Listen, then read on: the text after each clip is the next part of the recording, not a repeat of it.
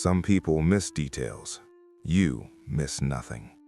You notice the shift in someone's tone before they finish a sentence, the delayed laugh, the subtle change in posture when something isn't true. But here's the part you rarely admit.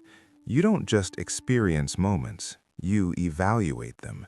Before you respond, you've already mapped possible outcomes. Before you relax, you've measured the room. Before you trust, you've analyzed patterns.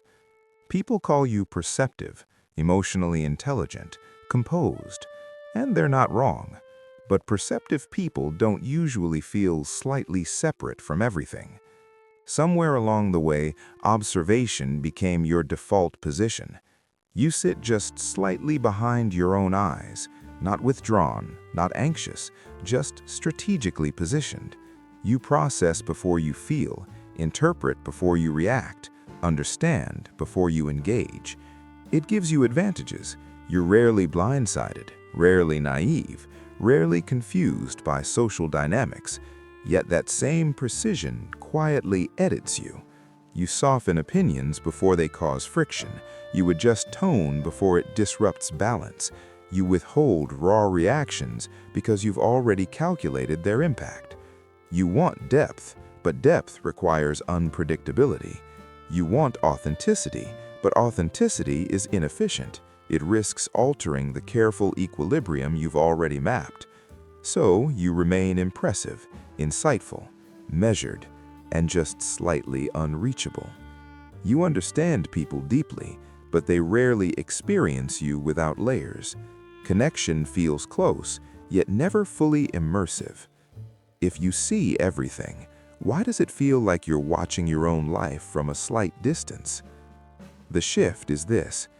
Being observant isn't just awareness, it's controlled participation. You don't enter moments raw, you enter them filtered through prediction.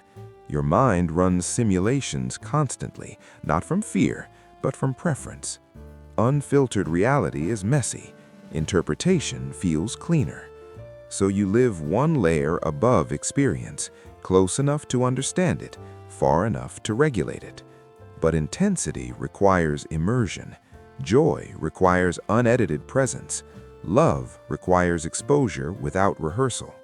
When you pre-process everything, you reduce emotional volatility and unintentionally reduce emotional depth. The distance you sometimes feel isn't created by others. It's created by the space you maintain between interpretation and immediacy. You don't need to become less perceptive.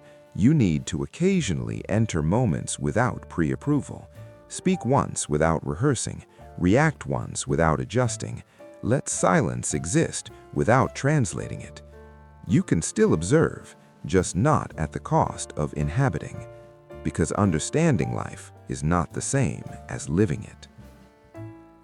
If this felt uncomfortably accurate, subscribe. We explore the layers most people avoid.